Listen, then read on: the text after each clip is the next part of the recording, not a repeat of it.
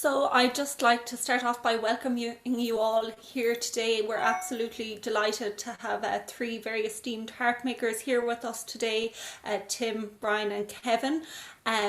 So just on behalf of the committee, thank you for joining us, and I'm sure for everybody else that we're going to learn a lot about the craft of harp making.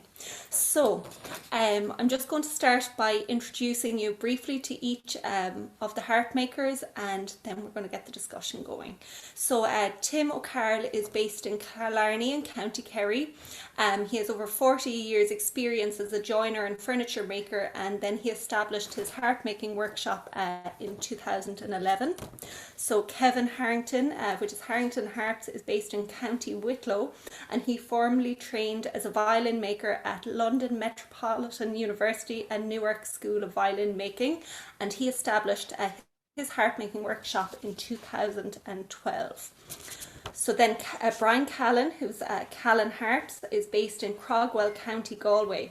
So Brian started off as a cabinet maker, and then he went back to study woodwork and got a qualification from the University of Limerick, and he started his workshop in 2011.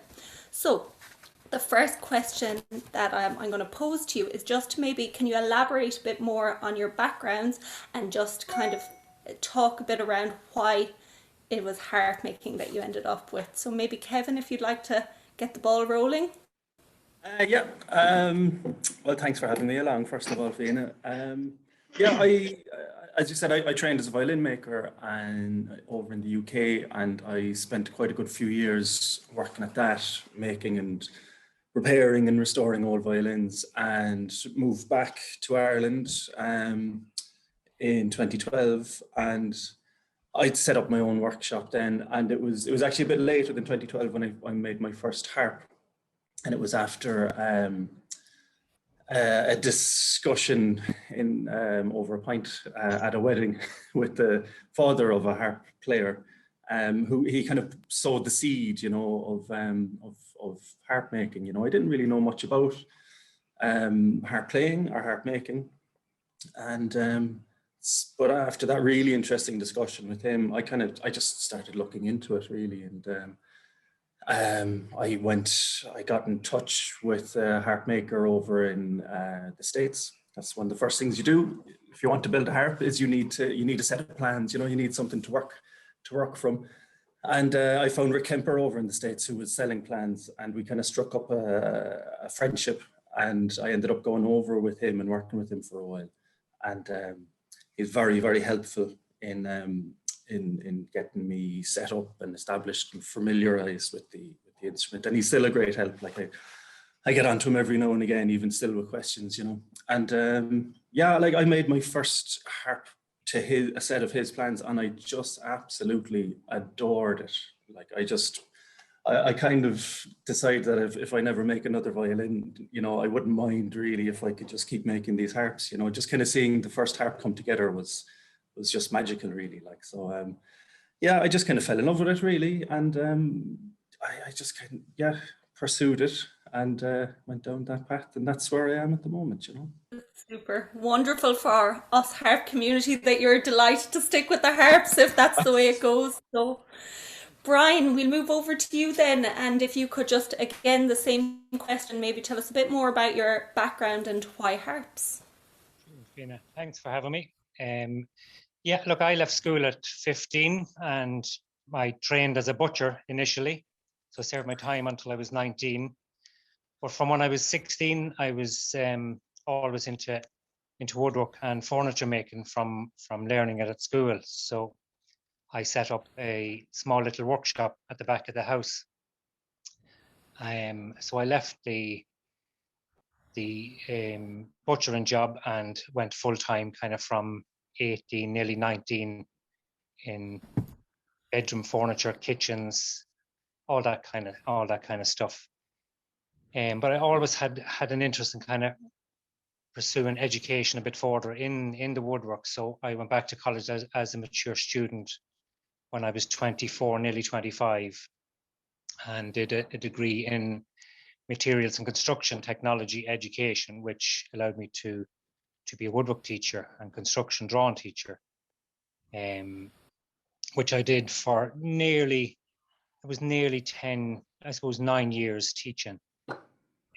I came into harp making kind of by accident. My two kids were into music, and they played a lot of instruments. So I was kind of drawn to the harp from a woodwork point of view, first of all, but not really kind of as an instrument.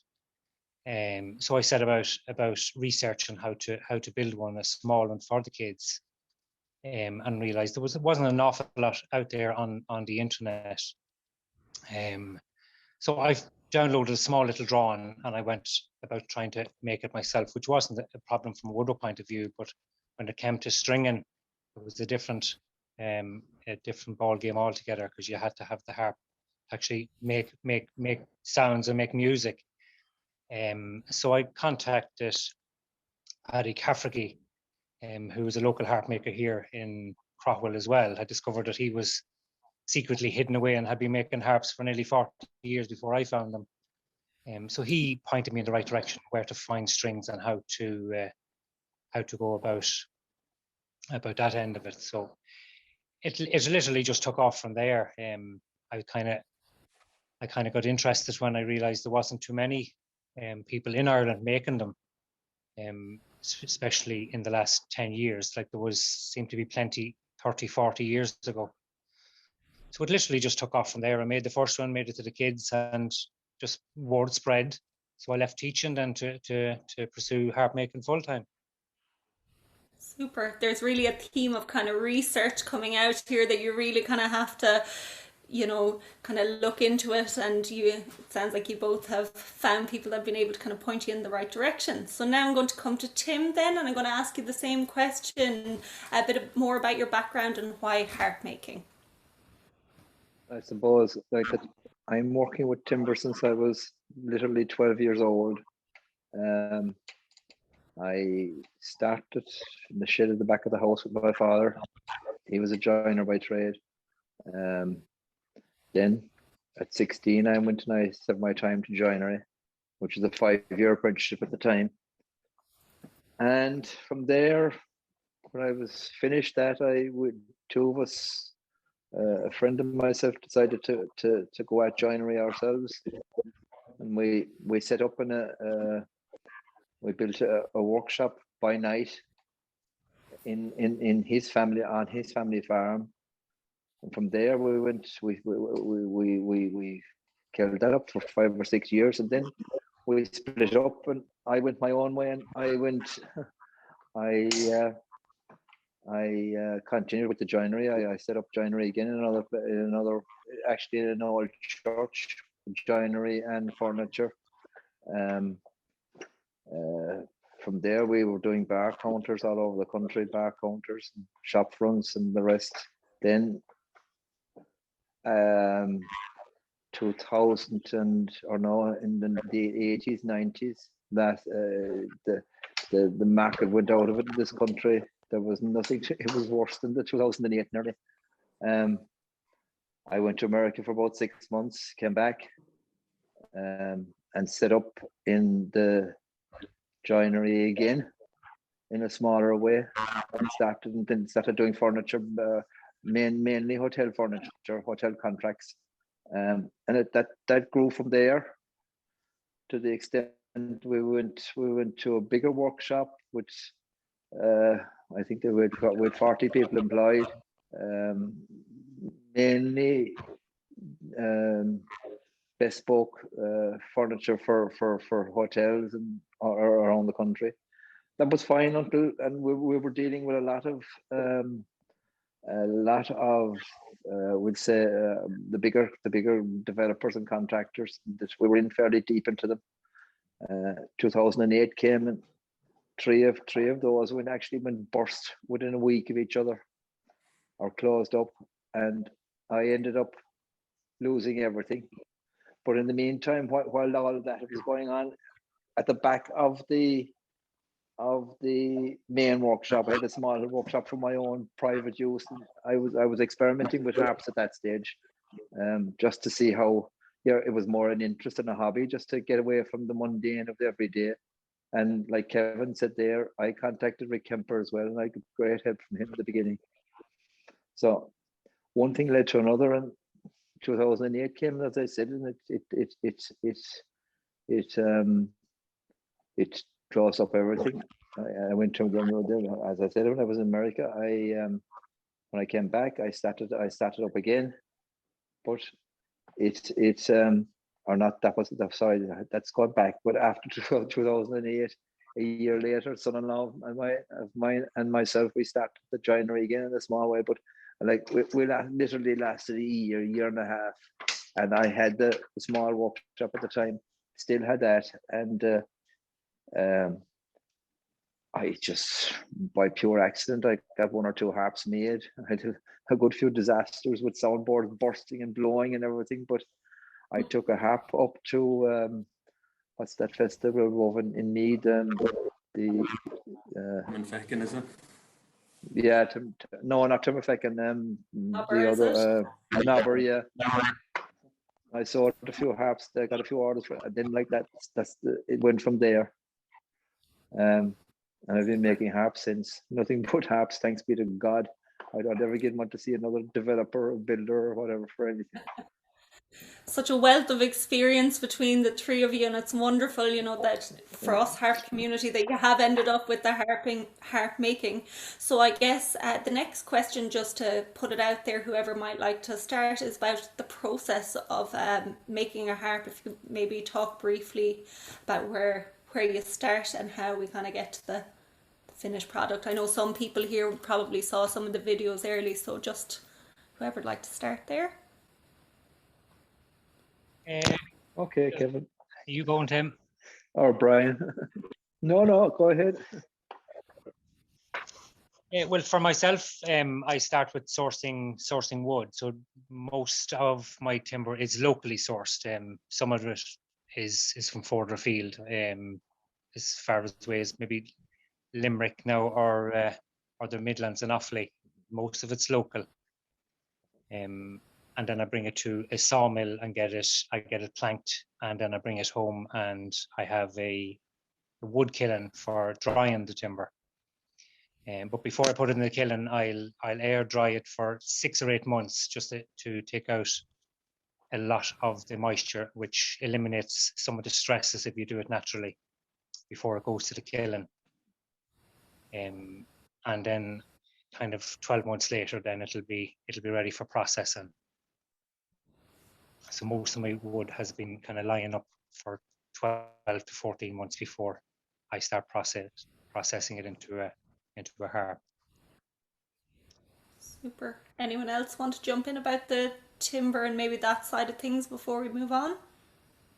Well, I'd be different in that all the hardwoods I would use would be imported. I don't as such use native timber. I just found that the process of sourcing timber and like Brian says, getting into the drying, by getting into the stage where you can dry it properly, and the rest, I just found it difficult to actually walk that way. And I started with the imported cherries and walnuts, mahoganies, or sapelli rather, and took it from there. So what I would do is I'd go and get so much of it for so many harps, and like I cut it up roughly to the shapes, then put it in a heavy kiln here.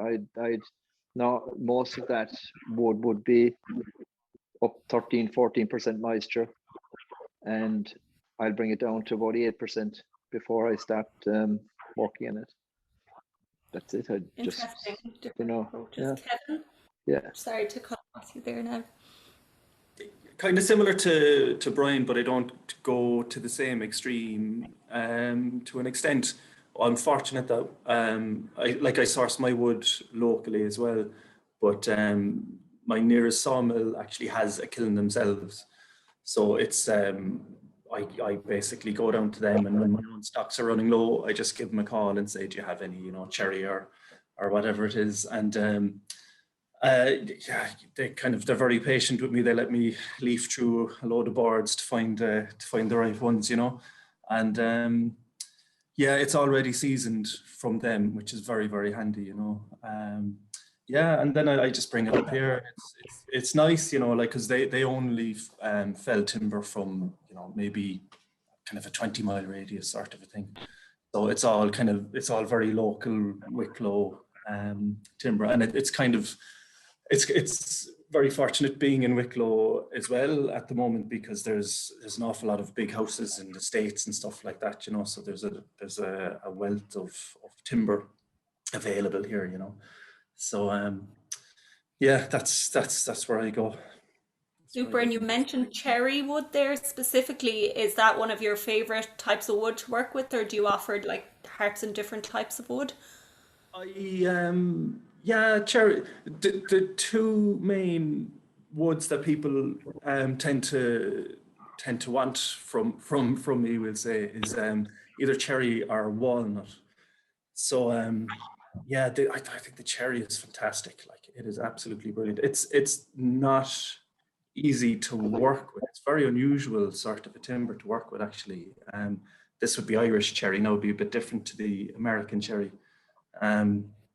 It tends to tear out in funny ways when you're planing it, you know. Usually would kind of, if the fibers tear when you're cutting it, they tear in kind of much more predictable ways, you know. You can see which way the grain is going, and you've cut with the grain, it's grand. With the cherry, it tends to tear out with the grain an awful lot for some reason. I've no idea why, but yeah, so it can be a little bit tricky, but I think it's worth it, you know. Like, it just I think it just yields absolutely stunning sounding harps, you know. So yeah, and the walnut then is much harder to come by. Irish walnut is tricky. Like, the trees don't tend to grow very big here.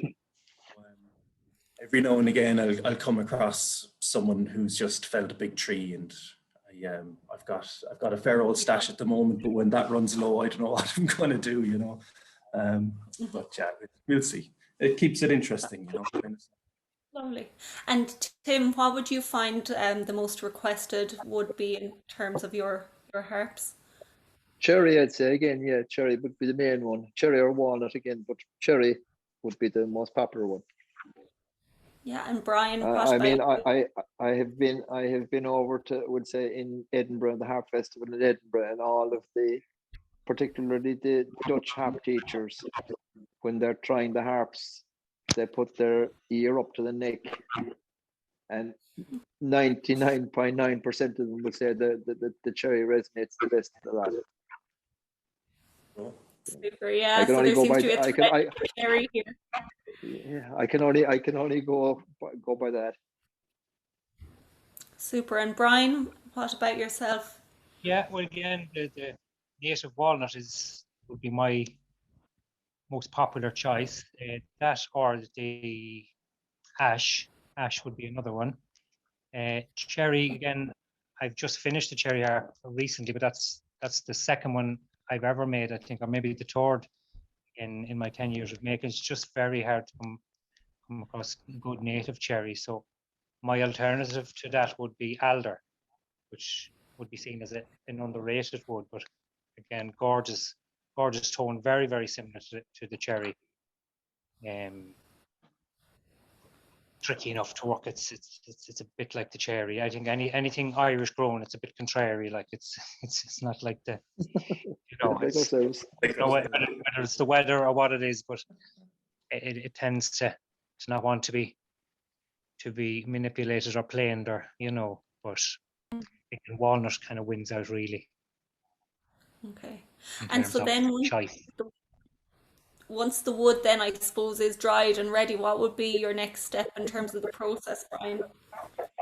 Yeah, we're bringing in the planks and going through them, make sure there's no nails or screws or bits of debris in it, and bullets. Yeah, bullets. Yeah. Bullets. I've come across bullets in wood. Yeah, big one. Get a lot of them around Wicklow as well. People out hunting. Yeah. Just putting on the templates then, and looking for the grain direction to make sure that it's suitable, you know, for strength wise. Cutting it out, planing it, processing it, drilling all the holes for the pins and the bridge pins. putting it together. That's the neck and pillar, and then you have the box. Then the soundboard, of course, on top of that,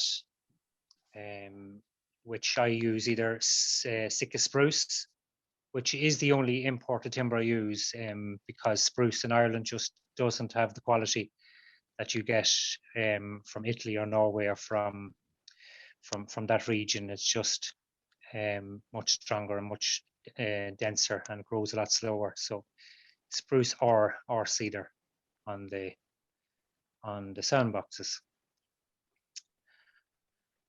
And then sanding and scraping and planing and spraying, and then the fun part and putting the hardware and strings and levering it up then and bring it into tune.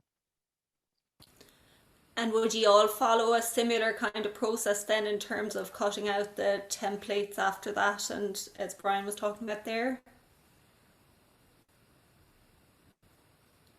Yeah, near enough. Yeah, both. Yeah, same thing. Yeah. And because I noticed then obviously all of your harps have your own individual shapes, and just I know people were interested to find out, does the shape as well affect the sound, or would it be just the choice of timber? What kind of factors would affect the sound? Go ahead, Kevin. You were going to say something. Everything affects the sound, really. There's just so many variables. Like shape definitely does. Shape in terms of the size of the sound box, I think, has a very big effect on the sound. There are smaller issues then, like the shape of the neck and pillar. Your string band is the most important thing that you need to nail down first of all, anyway. But which is the kind of your string, the string spacing, the angle that they come out of the soundboard at, and then this curve, your harmonic curve. So you kind of nail that down first, and then everything else in terms of the shape of the neck and the pillar, it can be down to personal preference, I think, and kind of what you like and what sort of joinery you use for this part, for the neck and pillar. Yeah, that's a bit more kind of personal. It probably has a bit of an effect on the sound, but I don't think anyway, not as big of an effect as the geometry of the sound box itself. That's my experience. And Tim, just going over to you there, we have a question from a lady called Karen. She was just asking about how designs have evolved over time. Can you maybe talk a little bit around that? Well, I think from my point of view anyway, that what I did, basically the harp was I initially took Larry Kemple's design and adjusted that a small bit, but that in turn is very similar to Larry Fisher's, and Larry Fisher's design came from Larry Eager. It was a harp that he took the what I'm told, that he actually took the template from a Larry Eager harp from Michael Rooney. So it's sort of it's going around in a circle, but it seems to all have from the type of harp I would be making, and I think Kevin as well, that they are sort of all based around Larry Eager's, and it sort of went from there, that type of a harp, that size of a harp, and the rest. Now Brian, I think, is a bit different.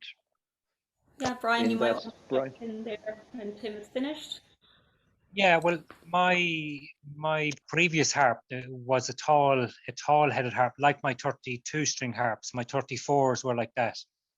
Were quite tall, kind of based on the Colin Maher style. But I found a lot of people couldn't get them into their cars, so I had to shorten it. So I had to kind of squeeze the neck and make it a bit smaller. So that's where my curve came in. So when I went with a particular length of a neck, I squashed it in, which gave me that that kind of an S bend, which shortened my bass strings slightly, but increased it in towards the middle. So it's kind of by accident that's how I came across my one. Literally, because people were struggling getting them into boots and into the back of the car. They couldn't close the door in the back seat. It was always catching on the top of the head. So that's where that 34 string harmonic curve come out of in mine, just kind of by accident. I think as such we all sort of, as we go through listening to harp players, you're going to get a bit of feedback from everyone, and you sort of, if it's only one little small point, you're keeping that in mind next harp you make, and to change it around and keep maybe changing. Well, for me anyway, from the beginning, just changing small little things, and gradually, even the shape, even looking at it on the bench to find, maybe if just curved a small bit more, it looks that little bit better, or it feels a bit better. But it sort of evolves, all the time. But and that's yeah. Sorry, go ahead. Sorry, no, I just had a question there from Seamus, and he was just wondering approximately how long does it take to make a harp? I suppose maybe a 34, 36 string, I think they are most common number of strings. Go ahead, Kevin. I'm probably the slowest of the three of us here. Like, it takes me the bones of a month to make a harp. Like, so although I'm kind of, as the more I make, the more kind of quicker I'm getting to an extent. I'd hope to be a bit more productive. Like, but yeah, kind of by the time it's varnished and the varnish is cured and it's strung and settled and everything, like it would be a month per harp, really. Yeah, so kind of about 12 harps a year is kind of what I'm doing at the moment. What about yourself, Brian? Like my process, because I source the timber and I dry it, so technically it's a year and a half, which sounds fierce slow. But, makes me feel better anyway. but in building terms, it's between 80 and 100 hours approximately. Done over a year and a half between the timber coming out and drying and ready to use. So a year and a half sounds slow, but 80 to 100 hours of production, as in building time and stringing. But that would be done over a month, like, because you're waiting on glues to dry and stuff. So I would batch harp necks and boxes and have other sections of harps done. But in terms of man hours, person hours, is 80 to 100 hours. Start from pluck. And Tim, I suppose then another question would be in terms of like the wait time for students, because it's one thing in terms of actually making the instrument. Can you kind of maybe talk a bit about how long a student, if they're going to order a harp, can expect to wait? Well, normally, it's approximately 2 months from date of order.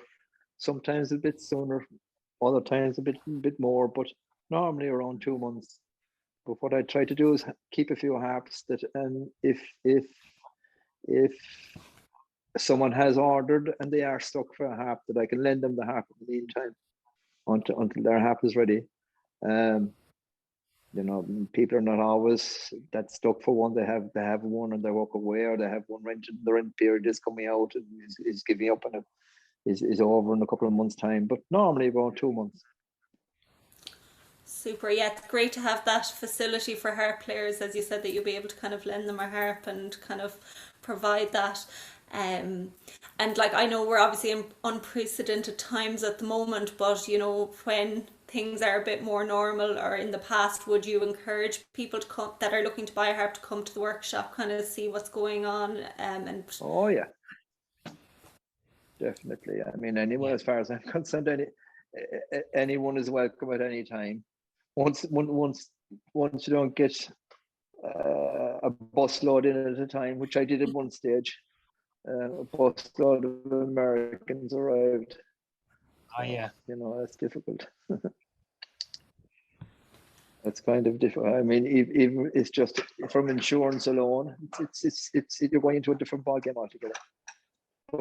Yeah, well, we were No, lucky to get a no, glimpse one or two into your people lovely probably at the time. workshops on the videos, so in a slightly different way this time, but Yeah. hopefully in the future, near future, we'll be able to visit. What about yourself, Brian?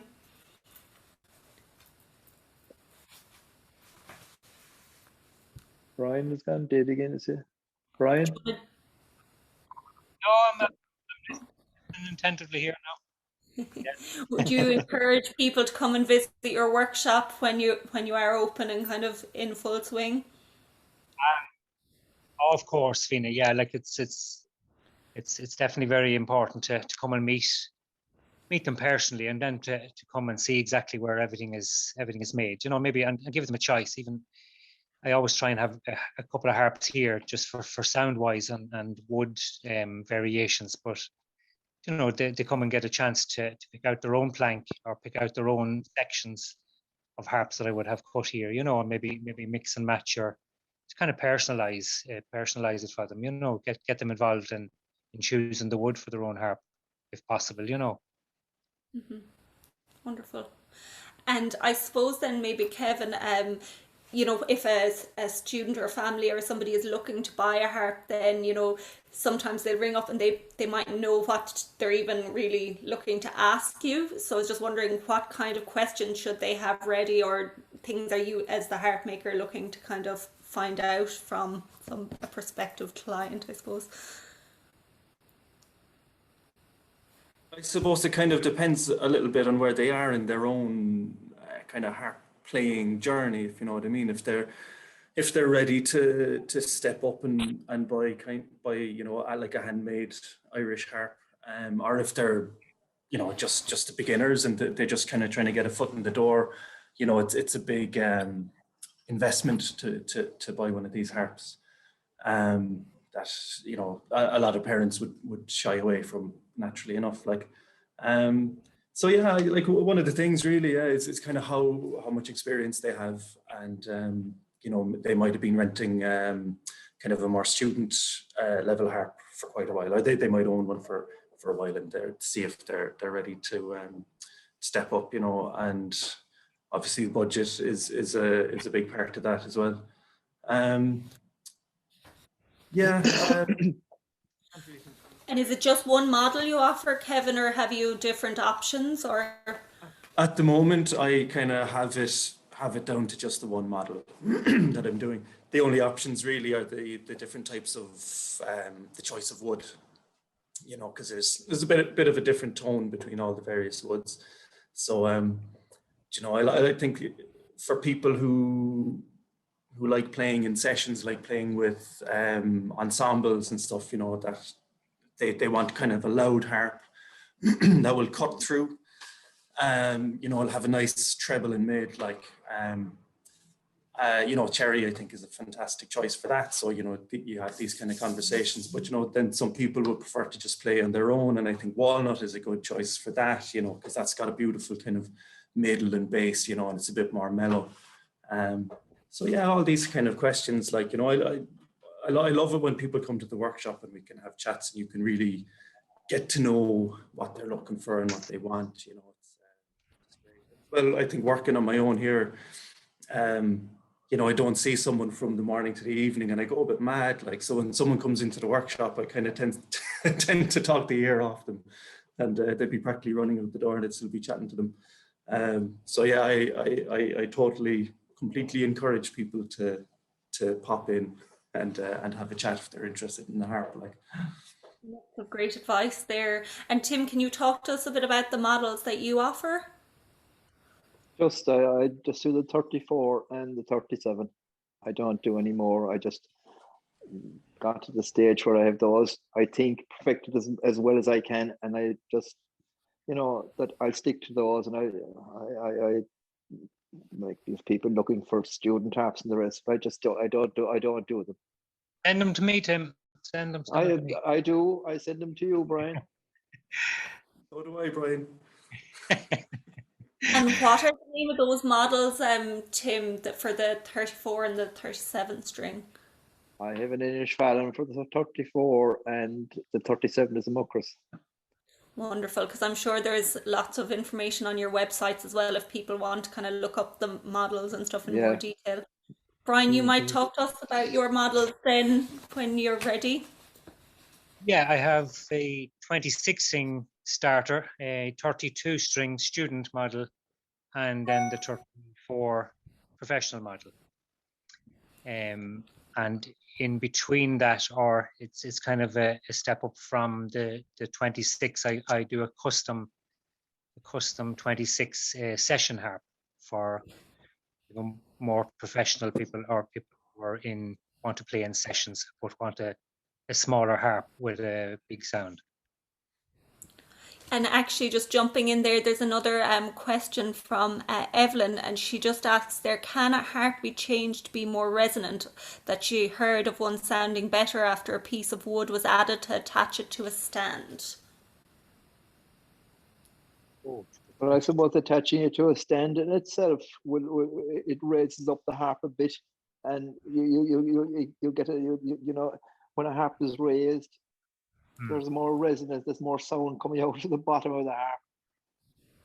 Yeah. If it's on a stand, it might be a smaller, like a lap harp, I wonder, and maybe like if it's a difference between it resting on your lap and standing on the floor, your legs could be dampening some of the resonance in the sound box as well, possibly, whereas putting it on stand on the floor would kind of free it up a little bit, if that might be the case, for that particular harp. I don't think you could really, increase the resonance for most large harps, certainly. Yeah. I wouldn't think so. And another question. Sorry, go ahead. Sorry, go ahead. No, it's just when it's raised off the floor, the sound seems to travel a bit further. And we have another question here asking about the levers and the hardware that you use. The question is particularly in relation to sourcing. So if anyone wants to jump in there. Well, I use, sorry, Brian, go ahead, yeah. I think the three of us we all use Kamak. You use Kamak as well, Kevin, don't you? Yeah. So Kamak levers is what I use, and they come from Kamak in France. The Kamak harp makers, they supply harp makers all over the world with their levers and their tuning pins to go with the levers, so they can be sourced directly from Kamak.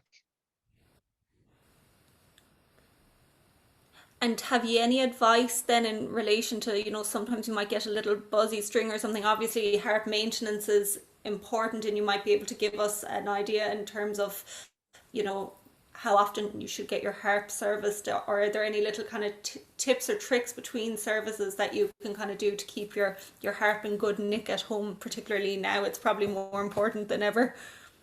I suppose in the main with levers, the little handle on the lever, it at times can tend to get loose. That's the main thing which with the levers. No, excuse me. It's important to tighten those screws. I have a little lever here in front of me, and you have the little screw. The screw that sorry, excuse me, no, the screw here that's holding on the little handle on it, that becomes loose, and that needs to be, when it does become loose, tightened fairly soon, because if it does come off, okay, you'll pick up the screw and the rest, but there's little washers in behind it for tension, and that they get lost, and if the handle does come off and it's lost, you're looking at, in most cases, replacing the lever. Whereas if you get it in time and squeeze that screw, it's you're fine. Other things can happen with it then is you'll often see levers getting broken. Like the lever, they're made from a sort of an alloy, and if they get a bad bang against something, the levers can snap.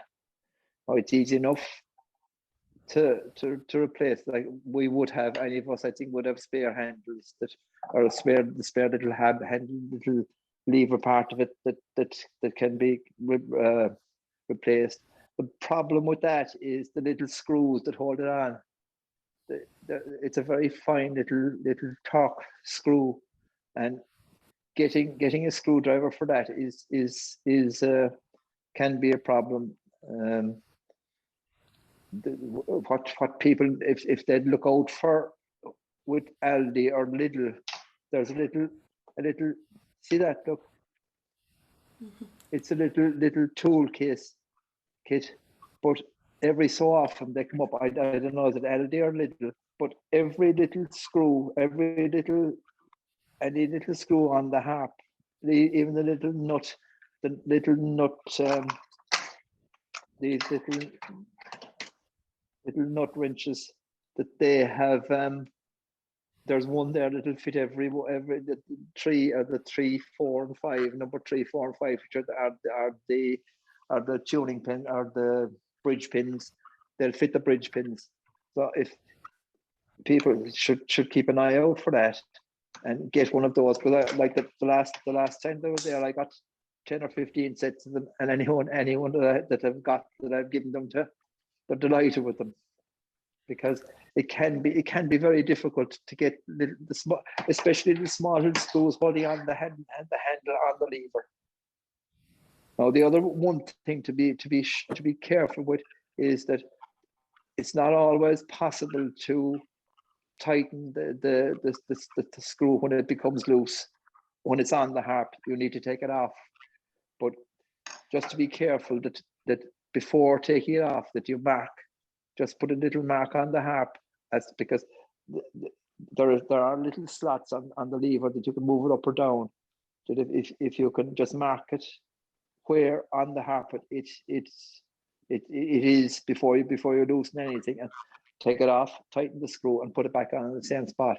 Because if you move it up or down a bit, it would affect the intonation of the harp. You with me? Yes. You know, if you move it up, I'm not shy. You know, it's you know it when you're putting on the levers, but you know, it could be a month, 2 months between putting it on, and you kind of forget and you do it again. But by moving it up, I think you're actually increasing the pitch or down. You know, but to get ideally that when the string goes on, that the string is as central as possible between the two pins, and then if that's the way, ideally when with the harp, if that's there central, and then if say you have to take it off for some reason, you can just by marking, put in a little mark on the harp and put it back on the same spot. As well as that, with the intonation on the harp, you can we'll just take a C to a sharp, put it from a C to a sharp C, that by adjusting if it's not exactly correct, you can by just loosening or tightening the bridge pin, moving in or out a slight little bit. Now, if you don't get it to move in or out, if you move it in too far, it's going to, or out too far, it's going to be buzzing. In that case, the lever itself has to be adjusted up or down. But in most cases, you will get the intonation right by moving in or out a small bit. Super. That's great. So just checking. For us harp players at home, as I said, now it's particularly important. I think that Kevin is going to do a string demonstration for us there in a moment, but before he does, I'm just going to have a look at one more question that's come in there. Well, actually, say something really quickly, yes, there, as well. Of course. About the excuse me, the little screwdrivers. Hammock actually sell a little kit, like a maintenance kit for their own levers. If you can source, like those sets are fantastic from Aldi and Lidl, But if you can't source them in time or whatever, and you're willing to pay a little bit extra, probably a bit of a premium for quality, they'll actually sell the three screwdrivers that you need to make all these little adjustments. And they sell like spare handles and stuff like that as well, So that's also kind of a handy little thing anyway. Super, that's great to know. Okay, so a question here. Which type of sound box would you recommend for a novice harp maker, and have you any tips on assembly? And the other question then was just in relation to the strings, while we were on that topic, is how often or would you recommend that strings should be changed in terms of keeping the harp in good nick and for the sound quality as well? That's one for you, Brian. Well, do you know, I missed the first part, Fiona, because there's a knock on the door. They must have got past the guards checkpoint. I don't recognize them. So they were just sorry. They were just asking, have you is there a type of sound box that you would recommend for a novice harp maker, and any tips on assembly? Novice harp maker. Well, look, keep it simple. Make a rectangle box. That was my first harp that I made, with a small 26 string, just with a rectangular sound box, and then I made it triangular. So if you make anything with angles, it's going to be that bit more trickier. So just keep the box simple. Like you could make a harp out of a biscuit tin box, like by putting a neck and pillar on it and putting strings. So a box is there to vibrate and create sound. What was the other question then? Sorry, Fiona. How often should strings be kind of changed in terms of keeping the harp in good nick and the sound and the tone? And yeah, well, look, at most people will wait till a string breaks before they go changing it. Which in fair enough is okay. But strings do lose their tension and their elasticity, so they lose their tone and they'll become dull with any stringed instrument. So if they're playing a lot, so professional players should technically change their harp strings at least once a year, if not twice, depending on the amount of gigs they're doing or playing that they're doing. But a student, definitely once every 2 years, or if the strings are becoming dull, change. Don't wait for them to break, because they will break at the worst possible time when you are in the middle of a gig or a recital or whatever it is. Yeah, and I find myself, even as a harp player, you're trying to look to see if, even at the top where the levers engage, if there's any, damage control in advance. So just before Kevin does his demonstrations, I know I'm coming in again, but just before we finish up at the end, we're going to ask people to maybe put on their cameras if they'd like to be included in a photo. I think Richard, our IT, is going to take that for us at the end. So I'll hand you over to Kevin, and if the rest of you could be preparing to get the cameras on. Right, well, this is just a very quick sort of string changing demonstration. All right. As a prop, I just use a piece of rope and a bit of wooden dowel. So there's two things you have to do. First of all, you have to make the knot at the base of this string and fit a little toggle into it.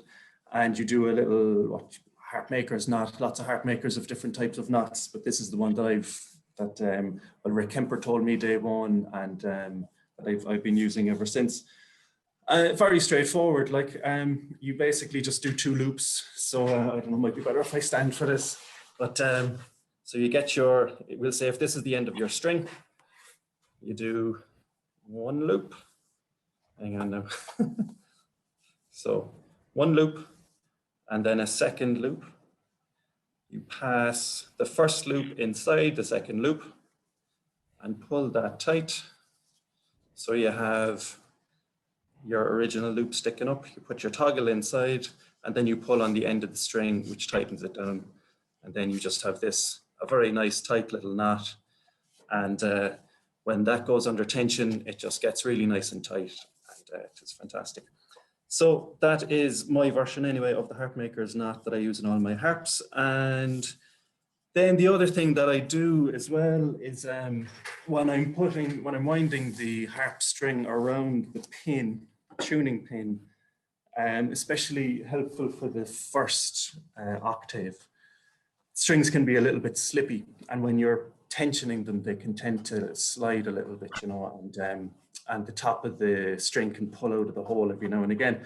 So I just do this. It's a little kind of a cross winding, it's called. So we'll say, if you imagine this is the tuning pin, and so this is the hole in the tuning pin sticking out through the neck. So when you put your string through and you're winding it on, let's see, you know, so we wind it, yeah, this way. So the first wind goes on the end of the string goes on the inside. So you're actually winding towards the outside of the pin, which you generally don't do. You want the windings usually to go in towards the neck. But for the first kind of turn and a half, you're going on the outside until it comes around and it comes to here. You actually pull on the end of the string. I don't know if you can actually see this very well. Pull on the end of the string and you cross it over. And then you start winding on the inside and you kind of carry on as normal. And then, so what you get with that is you get this nice little cross just above where the string is sticking out. And as the tension comes on, that tightens down, it clamps down on the end of the string and doesn't go anywhere, doesn't slip out or anything like that. And that's it. Sure. Yeah, wonderful tips that all of us harp players, I think, will have to practice so that when we need it, we'll be very proficient. So I think for now that's going to wrap up our discussion. On behalf of the committee, again, I just want to thank Kevin, Tim and Brian for joining us. And as I said, you can find lots more information on their websites. So if you're in the market for a harp, I would encourage you to go and look around and research them all. They make fabulous instruments, as you know.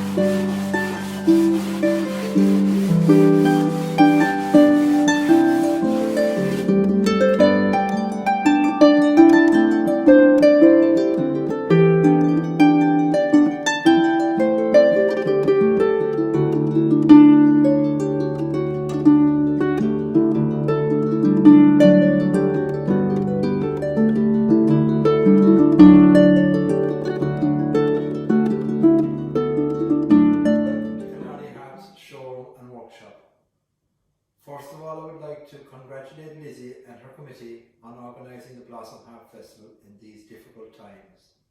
I am delighted to once again be a sponsor of the event. We are here in the showroom where the different harp models are displayed. I make two models of harp, 34-string Innisfallen and 37-string Muckers. I make both having a laminate soundbox or a stave, which is a solid wood soundbox. Sound from both is the same, but some people prefer the all-wood soundbox. Now I will take you through the difference between the stave and the laminate soundbox.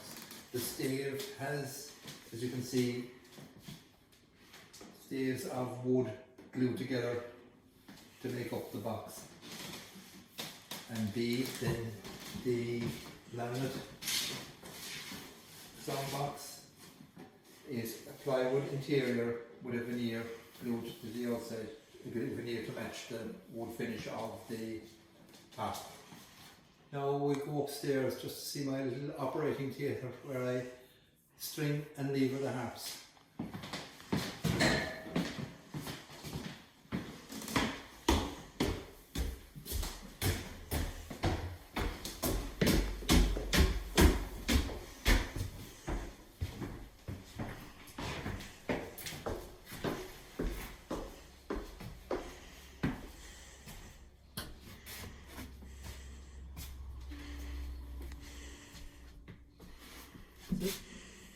Now we'll give one walk through the workshop, one quick walk through the workshop.